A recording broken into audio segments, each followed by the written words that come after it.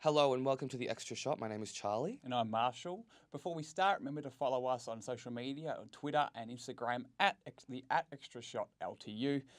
We have a massive show this week, Charlie. We're covering the recent Bettina Arndt event here at La Trobe, and we've also the Extra Shot crew will be reacting to a viral sensation. But first, Charlie, you have the news. Yes, thank you, Marshall. 5 members of a family have been found dead in a suburban home in northern Perth.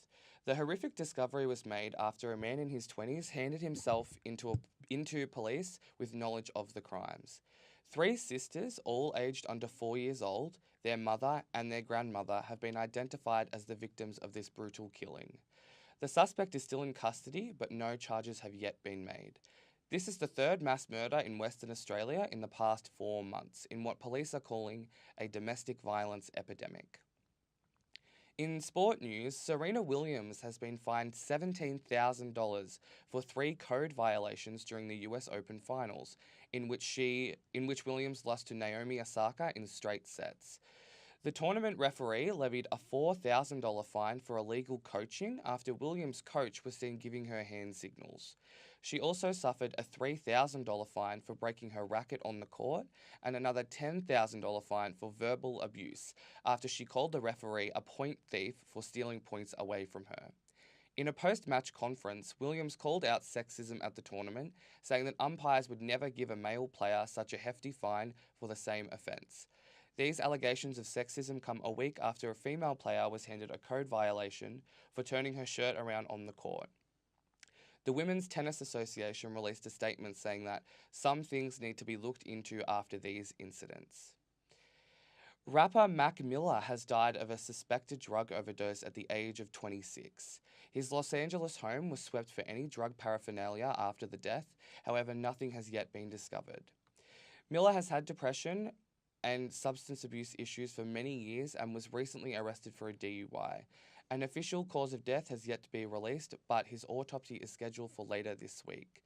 So, Marshall, what do you think about this spate of drug overdoses in Hollywood? It's really unfortunate. Obviously, it's a terrible thing to talk about and have to bring up. It is with celebrities, especially young celebrities nowadays, with the influx of social media. The pressure's probably tenfold of what it used to be, and you can understand.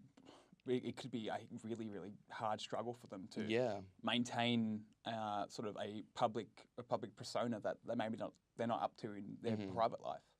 Yeah, well, it's difficult, especially when there's so much attention on these people, and like people like Demi Lovato and Lil Peep and things like that. There's a lot of different cases of people where they have so much attention and so many yes people around them and so much money that they kind of can do whatever they want and they go off the rails, and it's pretty unfortunate. And also, especially with Lil Peep, who died of a drug overdose, and also Demi Lovato, who is all right now, she's in rehab. Mental health and mental illness is another thing that I think we really need to take a look at, especially for celebrities and celebrities, also for everyone else. athletes as Everyone. well. I did a piece earlier in the year about mental health of athletes, especially post retirement, and it's a very important issue to raise awareness about in both the entertainment world and even the sporting world. Yeah. So for people out there struggling, the number for Lifeline is 131114. That's 131114. And for anyone struggling out there, just know that there is always help. Well, good. Thanks, Charlie. In other news, we mentioned at the start of the show that the Bettina Arndt event that we've sort of been talking about the last few weeks, that happened last Thursday. We now have a package sort of discussing, it was just showcasing sort of the events that happened on the day of the event. Provocative sex therapist and Australian newspaper columnist Bettina Arndt gave her publicised speech at La Trobe University last Thursday. The La Trobe Liberal Club event was met by demonstrations from a group of university students. We're here to take a stand against her sexism, her connections to the far right, and just the general bigoted agenda that she's here to promote. Apart from some verbal clashes, the demonstrations were peaceful.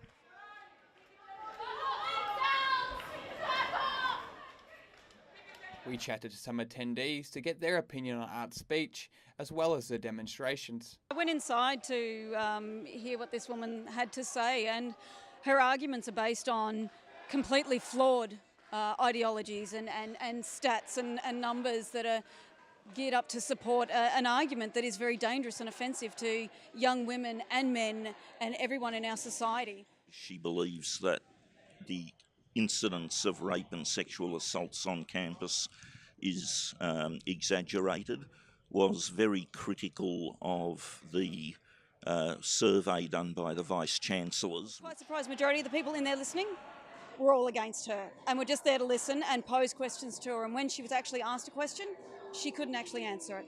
The demonstrators kept banging on the windows and making it very, very difficult to hear what she was saying, and I think that's a regrettable thing on the part of the Australian left, if they're going to copy the American left, is to stop people from speaking. I don't think that's going to win you any friends in the long run. Marsha McDonald, the extra shot. So before we through to that story, I mentioned before that there was two types of debate that really happened on that day. You saw that even more in that story. There was the people causing some disruption, voicing their opinion passionately. And there was also people that went to the event. So what's your opinion on sort of the way people should, what's your opinion on the people how they should go about sort of protesting or bringing up their own views? I mean, it's a difficult situation because clearly especially with this topic, emotions take over and people get very heated about it. But I think that above all, it's most important to have a healthy dialogue, and I think maybe banging on things and being aggressive maybe isn't the best way to go about it. But I think that it's good that there's people that are passionate about this topic. At least we know that there's people defending women's rights and there's people who don't agree with her views. But at the same time, I think it's important that everyone can have a platform to express what they think about certain topics, especially at university where we're very open. So, yeah. It's again, as you said, keep it non-violent, keep it respectful. I know it can be hard, and with such divisive topics, it can be hard. It can be quite easily to be drawn into like a slinging match of insults and buzzwords. It always happens. You see it on the internet and Twitter, everything. You see it all the time. So it's key for people to be civil because people will listen to you more if you're civil. Yeah, I completely agree. Moving on to something a little more lighter. Yes. Last week, the Extra Shot crew, they listened to some ASMR. Reacted to some ASMR. Reacted to some ASMR. So check out this package, and we'll take out this story, and we'll talk about this when it's over. ASMR, also known as Autonomous Sensory Meridian Response, has become an increasingly popular trend on YouTube over the last 8 years. ASMR is defined as an experience characterized by a static-like or tingling sensation on the skin that typically begins on the scalp and moves down the back of the neck and upper spine.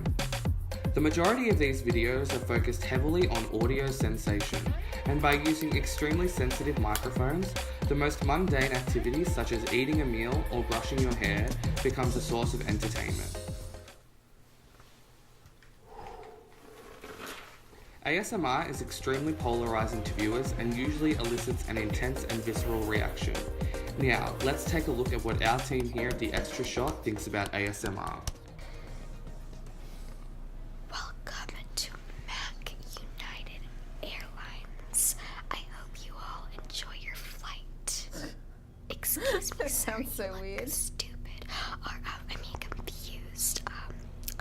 I reckon this chick reminds me of a real early movie, Lindsay Lohan. Okay.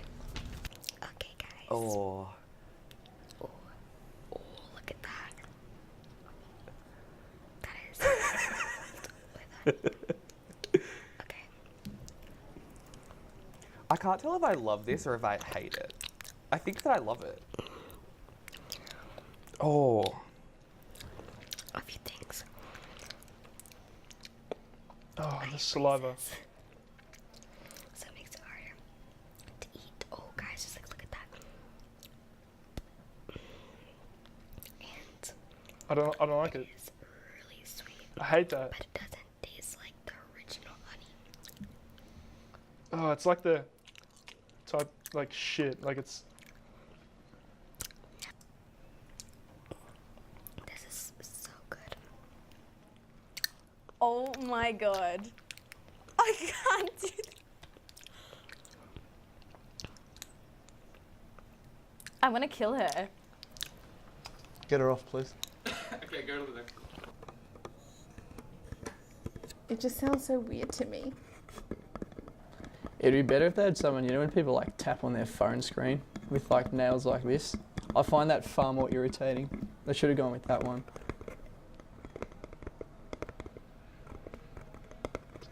Am I supposed to like flip out? Am I? Yeah. Nothing. Oh, that gave me weird goosebumps. Next. Mm-hmm. I love this so much.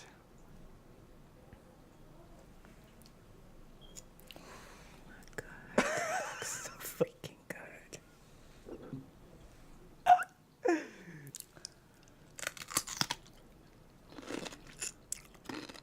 I love that crunch. I don't like the gesticulating of the chewing, but Oh, it's so wet. Like,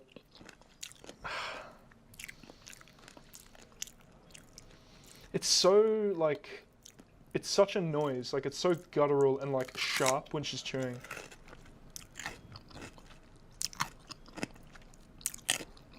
Yeah, it's moist. That's gross. I don't like that. okay. Can we turn that up? Yeah. Go ahead, girl. Eat those pickles.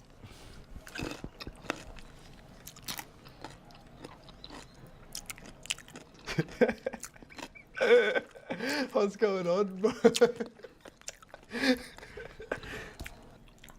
I just don't understand why people do this.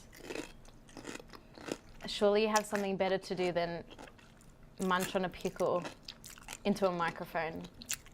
How did that make you feel, all those videos? The ones with the nails where, like in the first, I think the first video was, or the second video was just nails, like on a table. That was fine. That was like I could take that. But the one with the girl who was just making those weird like, just the mouth sounds, it was awful. I really like ASMR videos, but I don't get like the tingles or things like that. I like it because I think it's so funny. I think it's funny to imagine people buying a microphone specifically to sit in their room and like eat pickles and eat honeycomb, but I think it's hilarious. I couldn't think of anything worse to listen to than that. Why do you think this is such a huge phenomenon? I genuinely could not tell you, having just sat through about 5 minutes of it. I am no closer to answering that question than I was when I started. I don't know. I think weird people like ASMR. Just being honest. No, wait, don't put that in. That's offensive. I think it's the most ridiculous thing I've ever seen in my life. The sounds are so like clear and a bit like you can hear them a bit too well. So it's always going to garner some sort of reaction, like whether it's positive or negative. Yeah, that's probably it. All right, that's it. Okay, good work. Oh my god, that was such a fun story to make. So, Marshall, have you heard of ASMR? I have heard of ASMR. I've watched a few videos. I've actually fallen asleep to a few videos of ASMR. But as one of the crew members said, I don't get why this is popular. Could you tell me what the reaction's meant to be? What is it, like a fetish thing? What is it? You're meant to react to however you react to it, but I personally love it because I think it's hilarious, especially the role play ones. I think are so funny. I've seen the role play run, like the nurses and the air, like the waitress and stuff. Like I get it. Yeah, I get that. That can be the psychological feeling I get, or my partner got from the ASMR videos we watched was she's getting taken care of with the sounds and got a different reaction to perhaps just the sound reaction. That's not my reaction. My reaction is just that I think it's funny, especially the pickle one. I don't know why. I think it's so funny. You don't watch the visuals in ASMR videos. No, it's all about the audio. I think we'll move on from ASMR. Yeah, we might go back to that later on in the year, but we're about to go to the sports.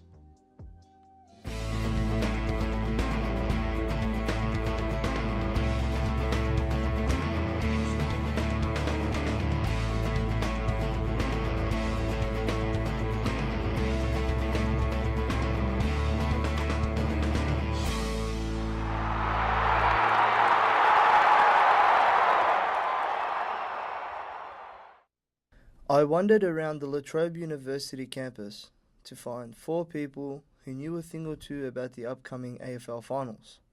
This is what I got. All right, we are here in the HU2 building with Will. Yep, that's correct. How you doing, mate? Yeah, not bad. How are we? Yeah, good, thanks, mate. I heard you are an AFL supporter. I followed a bit. Yeah, a little bit. Is there a particular team that you enjoy to watch? I'm a Doggies fan, mate. Yeah. I like this guy. I like him a lot. Too bad we bombed out, but Yeah, not a great year, but what are you gonna do? I reckon we got potential, but we'll leave it there. Quick question: who do you think has the finals down pat? Because it's starting this week. Well, look, I think Richmond are quite ahead of the pack at the moment. As a neutral, I think a Richmond-Collingwood grand final would be quite something. That'd be something else, yeah. Be packed seats, be people on the roof. Yeah. Oh, yeah, absolutely. We got Kelsey this time. Hi. How you doing? Everything all right? Yeah, good. Yeah. Quick question: do you support a particular team in AFL? I do, the D's.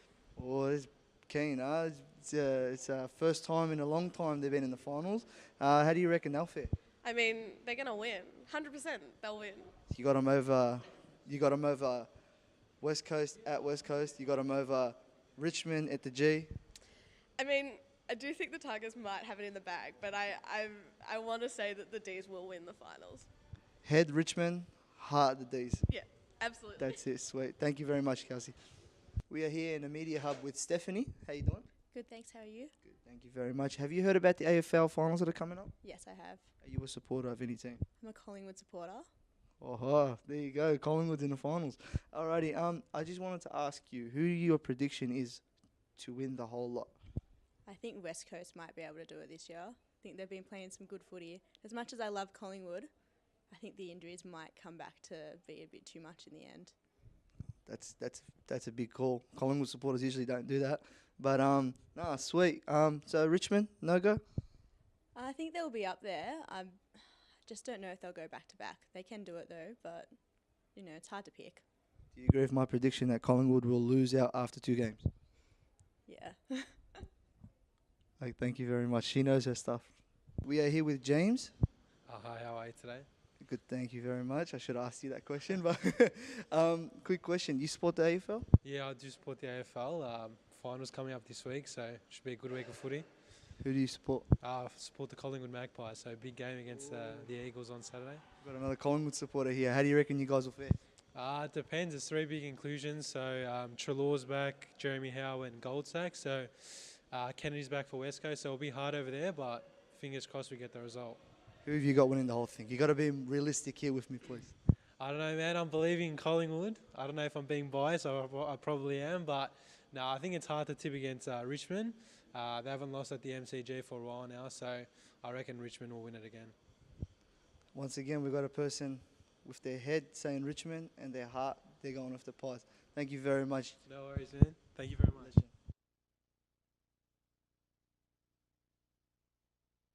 Welcome back to sports. Now, we talked about one satisfying thing with ASMR. Richmond fans, Tigers fans will be just equally as satisfied because, Billy, how did they go over the week? A little too well, I think, for our liking. It'd be nice to see a little bit of a surprise. Have a look at how the results went this week. We had obviously Richmond started off on Thursday night against the Hawks, and as expected. We're pretty. Yeah, I think so. Hale picked a 10-goal win for the Tigers. Well, to be fair, I reckon if it was dry, he would have been on the money. I think the wet weather probably kept the Hawks in it a little bit, but thank you. Yeah, the Tigers look very, very strong. They got another week off, so they're going to be very tough to beat, I think. How many games in a row have they won at the G? 22, I think they're up to. It's getting. Yeah, it's starting to get. Where's the prelim and grand final going to be played? The MCG. So someone's going to have to break the streak if they're going to stop Richmond going back to back. So a daunting task, I think. I don't know. Watching Melbourne play this weekend, mate, has given me a bit of hope on Melbourne playing at the G against the Richmond Tigers. We shall see what that happens. They of course got up against Geelong. Now, Collingwood, Charlie. Yes, Collingwood had a really tough time in Perth. So Sahale, what happened between the Magpies and the West Coast? Oh, they didn't have a tough time, to be honest with you. It's always going to be a tough time when you go to, Perth against West Coast. Yeah, that's true. But to be honest with you, they did better than I expected. Like, they actually played to the finish, you know. And obviously Collingwood supporters are like, oh, if we're playing at home, we'd win and stuff like that. But you know, cometh the man, cometh the moment. Leroy Jetta. They were the better team for me up until 3/4 time. The Pies, then they ran out of legs, didn't they, at the end? And yeah, and running out of legs isn't something that you want to be, you know, to be part of your game, especially when you got the Giants coming up with some of the power they have. Well, so. with both GWS and Collingwood, they both have players coming back this week. Throughout the year, they've had injuries galore on both sides, and hopefully next week will be the battle of the hospital sort of thing. And if the next team that goes along, who knows what will happen who wins between GWS and Collingwood. Yeah, hopefully we get the best teams on the park. We'll have a look at how the second week of the finals looks now that we're a week through. So if we could throw that up, so obviously we know what happened this week. So the Cats and the Swans, they're done for. The 2 home prelims are set. How's the motion graphic? A bit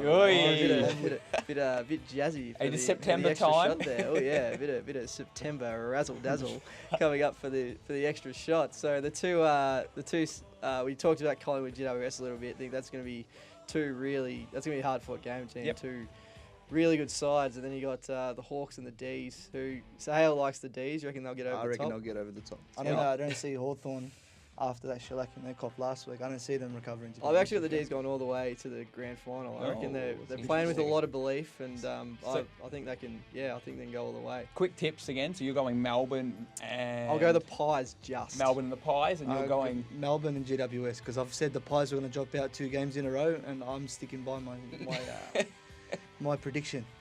Well, we have someone else with a bit of a prediction, don't we? We do. So, to end sport, we actually have a pet prediction. So, let's take a look at that. I didn't say thank you for joining us, but...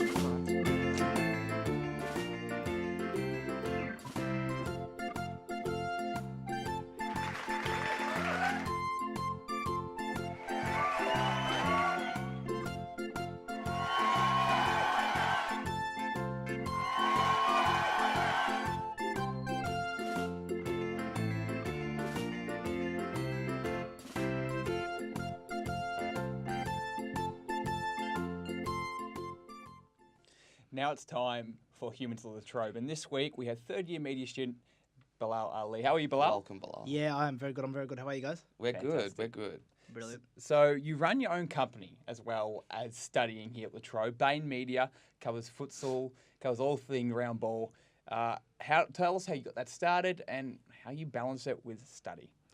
Funny story. Started in...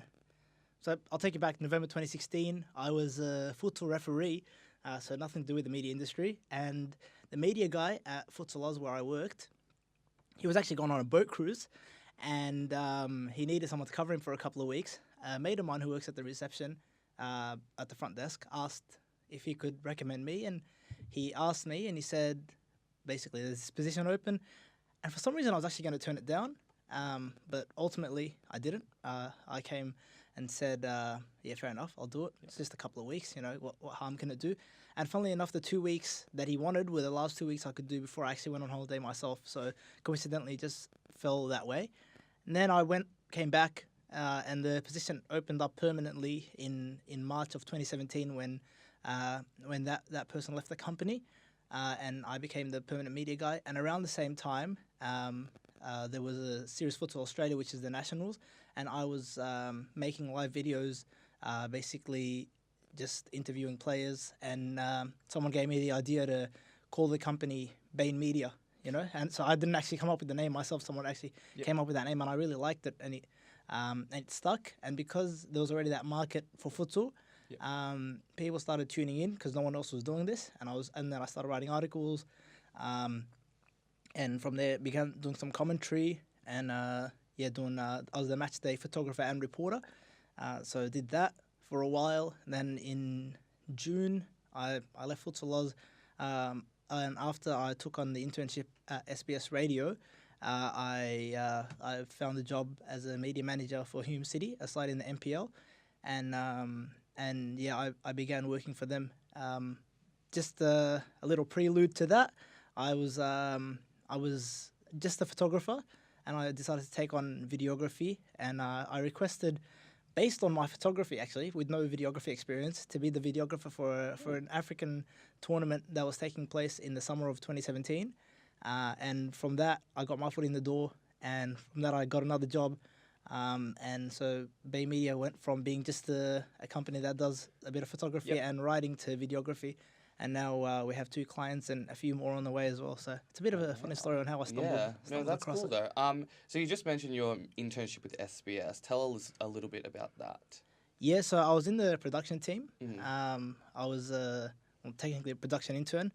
I helped out a lot with producing basically packages that we played before games. So detailing either the run the teams the teams had into the stage of the tournament where they're at, or an individual player, or one I did about the World Cup in numbers, so stats as a whole about the World Cup. So I ended up doing seven of those in total, which luckily for me was like more than anyone else. So I took a lot of pride in that, and I was lucky enough to be on the final as well. So in the broadcast. I know it was crazy hours too. It was night shifts. Yeah. How was that sort of on your life? It was hectic. You end up just not sleeping at night for the whole month, even the nights where you're not working. Just to get used to the time. Just because I was on Russian time, so so it was ridiculous. It was basically the only month of my life I remember where I just did not sleep at night at all. So the nights I had off, I'd sleep at like 3 a.m. and then because any earlier I just wouldn't be able to even close my eyes, just because you're so used to it. You start off having 2 coffees a night, and then you end up having 1 coffee a night, and then by the end you don't really even need a coffee because you're just on that time, which is it's really weird. And how was it switching back? It took a couple of weeks. Yeah, It definitely took a couple of weeks. Yeah, it definitely took a couple of weeks because you're in a situation where there's obviously no more games, so nothing to stay up for. But then so I stayed up first few nights just watching movies or whatever, and then I decided to really become a bit more strict with my sleep, and luckily now I've managed to reset it. Well, I appreciate you coming in, Bilal. Thanks for joining Good us. luck with Bay Media in your future, and keep sleeping. I will. Thanks, remember to follow us on Instagram and Twitter at ExtraShotLTU for updates throughout the week. Thanks for all of our guests for joining us today. And Marshall, tell us what we have in store for next week. We have a special look at the Alice in Wonderland exhibit at the ASMI. Yes, that is at Acme. Acme, thank you very much. This is news to me, so thank you for letting me know. But Acme, I can't wait for this. Alice in Wonderland. It's colourful, it's bright. It's going to be good. It's going to be very interesting. So thanks for watching, guys. Have a good day.